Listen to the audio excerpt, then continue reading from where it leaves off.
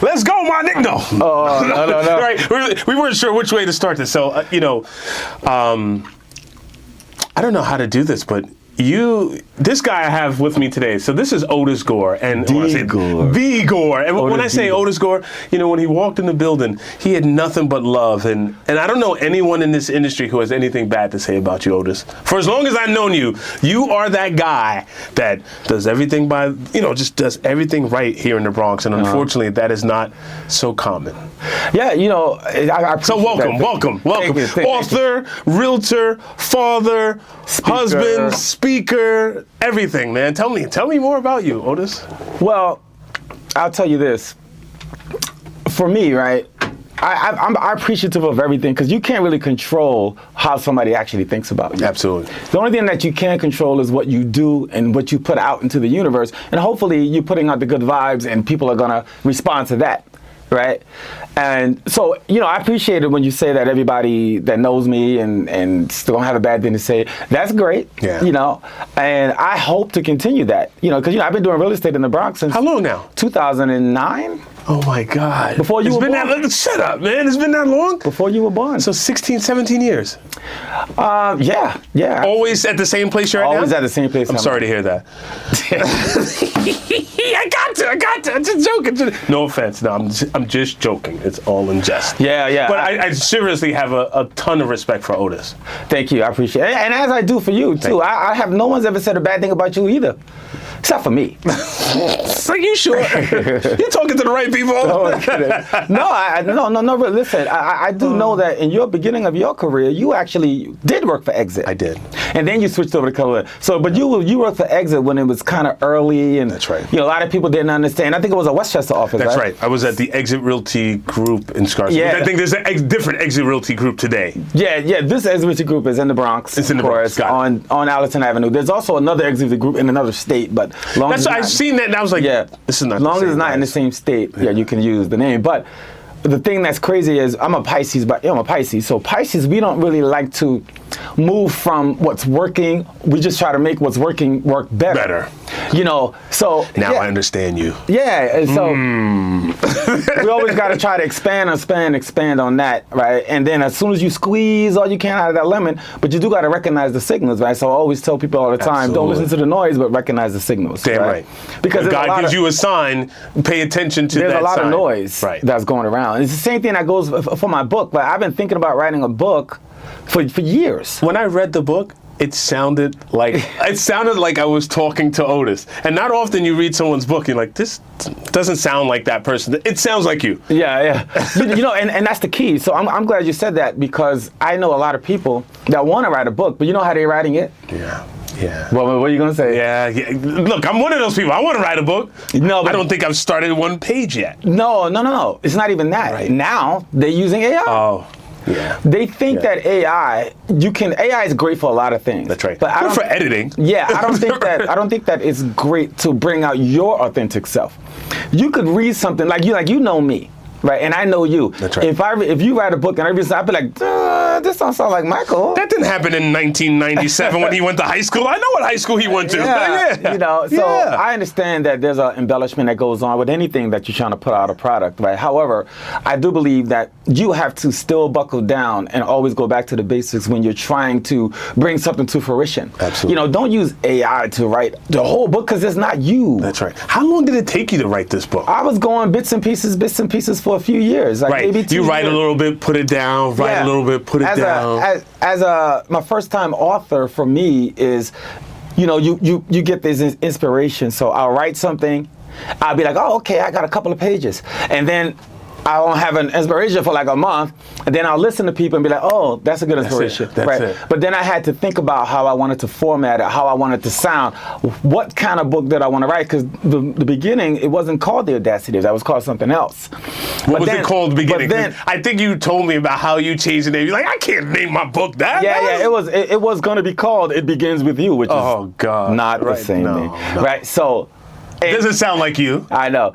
As I was writing, I can't even show you the original manuscript. I had a few chapters. I would love to see It Begins With You. So then, as I was reading it, I ain't gonna be lying. I'm tough on myself. I was like, this is crap. So I trashed it and had to change the whole thing. I'm sure that happens Yeah. with authors a lot. They Yeah. start down one path, and you realize like this is not the voice or the path I want to go. This is No, everyone. That's why it takes like people who write novels and they have like 300 something pages. I couldn't imagine. Yeah, this was like the perfect size for me. And that's exactly what I wanted. I'm glad you said that. I wanted the text to be the certain size. Yes. I wanted the pages to be the certain Yes. size. I don't want to give you guys 400 pages on a book because God. who reads it? Yeah. You know, who reads it? You know how short our attention span is as realtors, Yeah. right? Yeah, You give a realtor a 400-page book, that Even book is not yeah. going to get read unless there's a lot of graphs and pictures in the. Well, yes, there you go. Like the MRA, it's got a lot of graphs. That's and why I pictures. purposely didn't put no pictures in there. No, because there's not that kind of book. It's actually on the self-help, self-improvement. Yeah. It's a message to try to get you from one place to the next place. Because a lot of us are stuck in our settlement. That's what happens with us in life, right? See, a lot of us feel like, oh, I want to go, I want to win, I want to win, I want to. Do you really want to win? Right. Or are you intrigued by winning? Right. That's a good one. You're intrigued. Is that in here? Because that sounds so like because most people are intrigued by the idea of winning. But their calendar and their lifestyle doesn't match what winning looks like for them. What happens is you can be, people say, oh, you want to win, you got to be consistent. That's not necessarily true. What are you consistent at? You consistent at doing what? At waking up late, waking up late, not working out, not trying to read, not trying to get better. You can be consistent with a lot of stuff. Right. But it's not getting you to that. Yeah. You know, in my, at my company, I do some trainings too, as you know, just like you. You guys have like a full training count, or you do like once a week? Like No. When we do train, right, we do it like twice a day. We'll have plug, No, we'll try to have one in the morning. Got it. And then we'll have one in the evening because people can't come after work or what have you like that.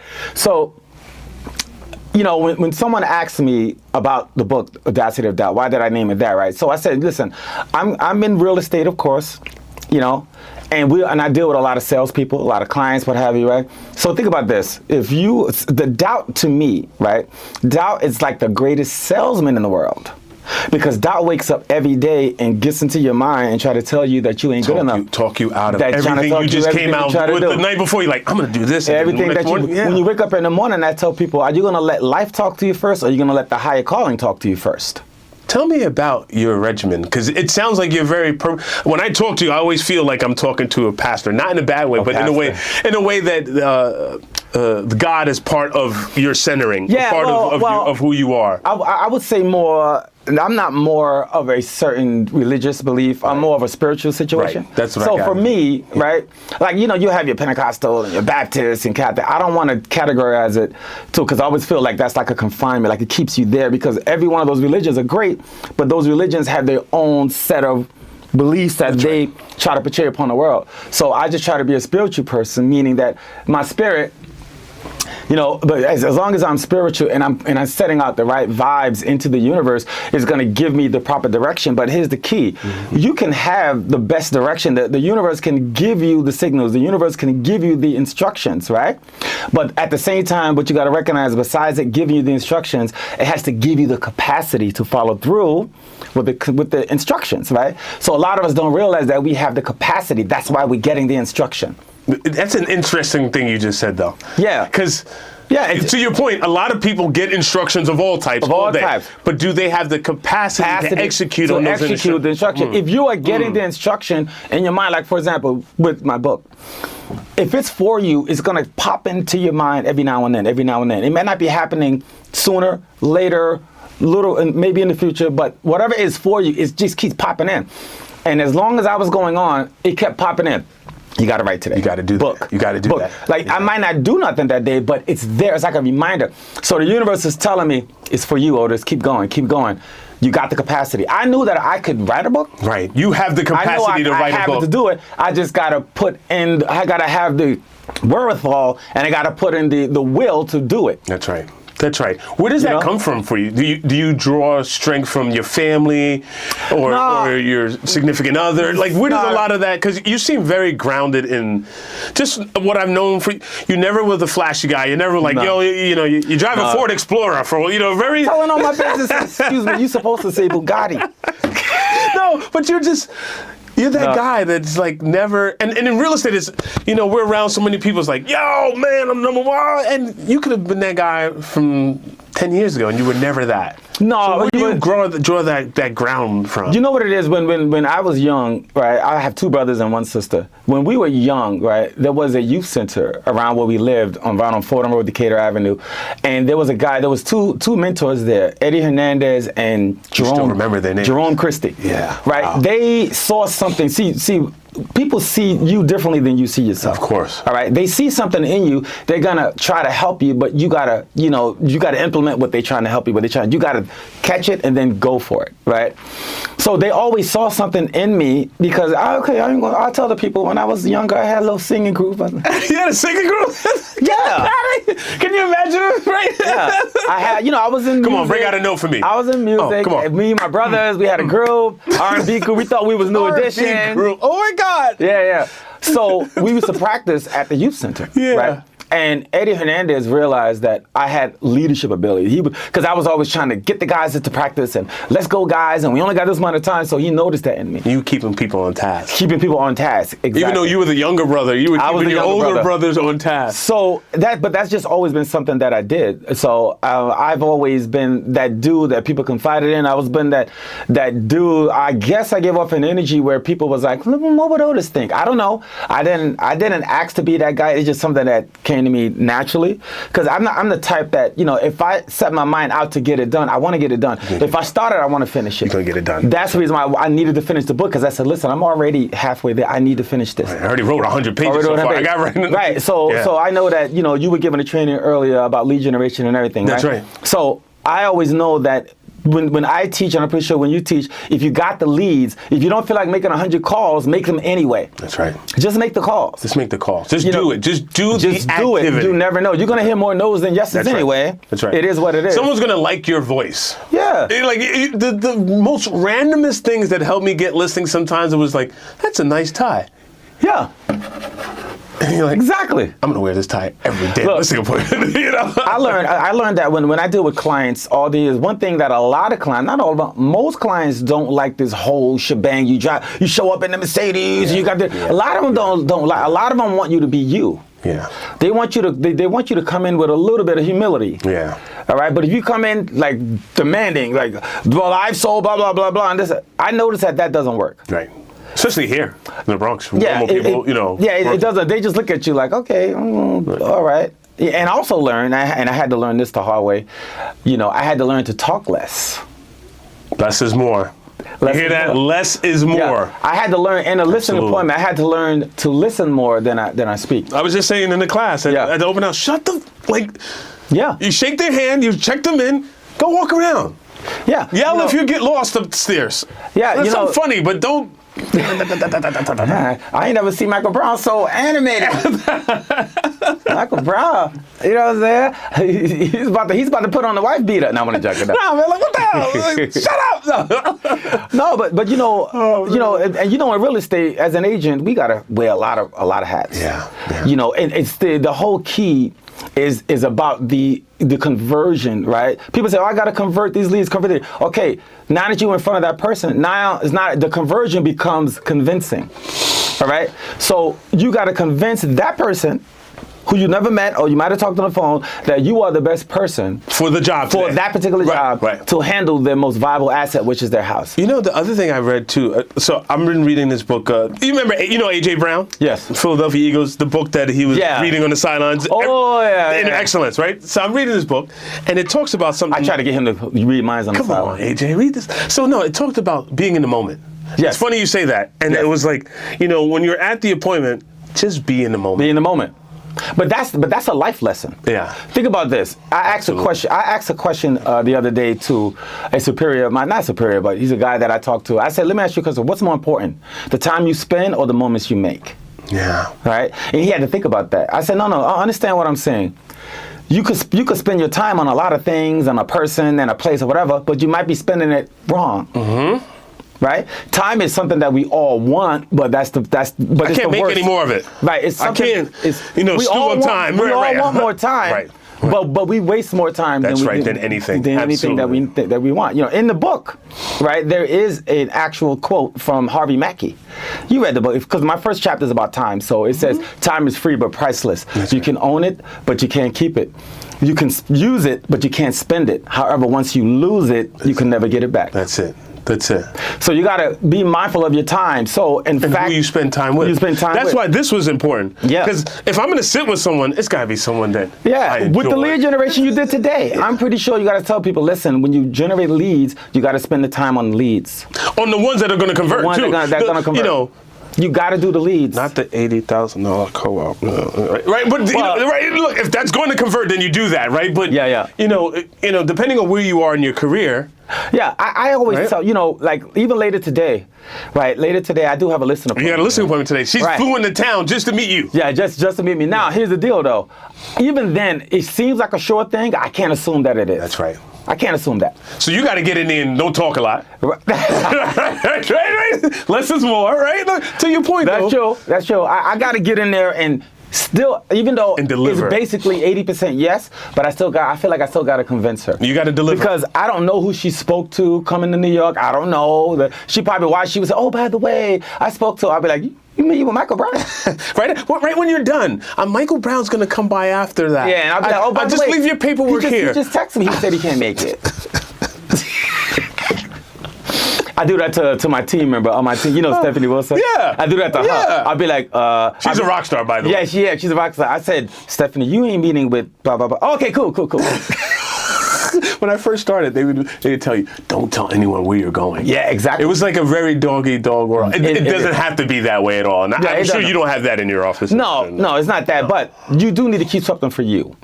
Because everyone that says that they down for you or your friend, no, not everybody is. Yeah. It's an unfortunate thing. I'm sure when you came out with this book, you had a lot of people who were super excited for you. Yeah. But a lot of people were also like, damn, I want to write a book. How come he beat me to it? Well, it's funny. Yes. Because I remember when I met you at that event, I bought a book, and you would tell me, like, some people it's like, dude, the guy, he did it. Just embrace it. Like, everybody, and it shows you at face value, right? You can tell, like, I call it like a micro impression, right? So if you tell someone what you're doing, you can tell from their response whether they're genuinely happy. And usually their response is within that micro few seconds after you tell them. Immediately, right. Immediately. Right. Immediately. Don't let them think about it. Even if they'd be like, oh, Michael, that's great. Oh, but you know what? I would have. Well, you didn't. Right. There's a lot of people that talked about doing something, but I'm not the one that want to talk about it. I'm just going to actually do it. So in fact, I don't never remember you talking about writing a book. I just remember one day you I wrote a book. I've always wanted to. I'm sure you It's something that I've always was thinking about, right? So what I did was I took it upon myself, and sometimes you got to just go within your own space, because success is a lonely road, and you got to just disappear, right? So I did a talk downtown at this penthouse. It was a spot down there. It was a nice spot, and I looked at the room and I read the room and I told the room, you know what I see in this room? And everybody's like, what? I said, I see magic. That's what I think about. And they said, why is that? I said, I think about magic because we are all human beings, which is the greatest creation in the universe, and we have the ability to do one thing when we need to do it. What's that? We got the ability to disappear. If we really want something in our lives, sometimes we got to fall back. We got to disappear. We got to go away for 3 months, then come back with a higher perspective, or come back with a new vigor on what we want to do, because not everybody's going to help you push. That's right. And you can't do something on this scale. Yeah. Doing everything else you were already doing at the same. Like it doesn't work that way. Because it just probably drew so much energy from you just trying to figure out it and put it together. Whatever you're willing to forsake, whatever you're willing to put your all into, you could bring it to fruition. That's right. But it's just a matter of, like we talked about before, what capacity are you going to do it at? Because let me tell you, I knew that when I did create the book, I wanted something quality. Because I've been to a lot of book fairs, I've been to a lot of book events and pop-up events. We've gotten a lot of self-help books. I'm sure you've read your fair share. And I've seen a lot of quality. Yeah. Right? Like I did the Philadelphia book fair last year, right? And when I was there, right, because, I tried to... That's huge.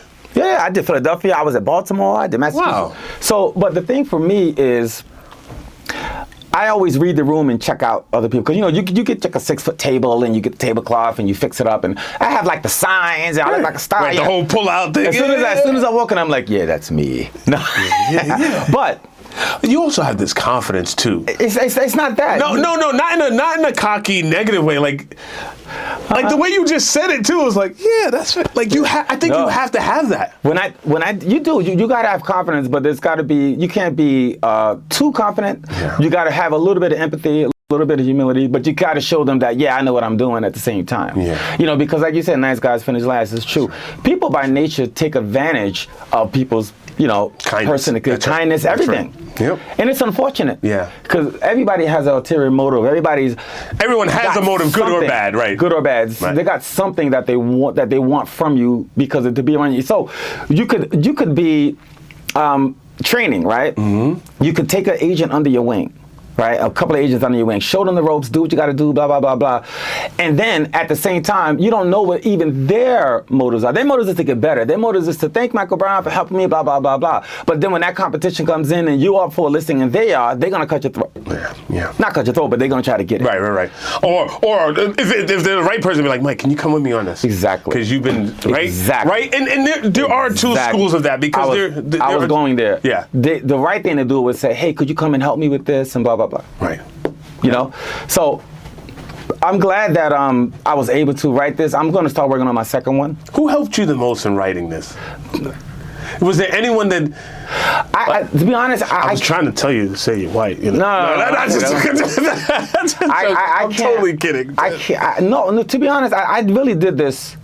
Something that was inside of me. Yeah. That I had to find it and bring it out because you had to get it out. Like I tell people, there's something inside of you that nobody else can find but yourself. Yeah. All right. So you got to reach down deep inside yourself and bring it out. And I knew I can do it. This is like when I got a real estate license. I buckled down and studied and I said to myself, I want to be a first timer. And people say, what's a first timer? Well, a lot of people fail the real estate test 2 times, 3 times, whatever. A lot. I said I need to pass it on the first try. That's it. And not coming back to Gold and that's Street. what I focused on. Right. I actually was 30 days to go because I went to community real estate school. Remember that school up on Nereid Avenue in White Plains? Oh I went God. there. Right? We're dating ourselves, guys. Yeah, Mr. Jones was my teacher. Wow. And I still think about that because in my class there was because at the time real estate was still popping, So in my class it was When did you get your license? 2008, 2009. Oh shoot, you got it during that bubble. During that bubble. As soon as I got it, crash. But that's generally what happens. People look to get their license as it's coming up, and by the time they crash, you just get it. You're like, I didn't know.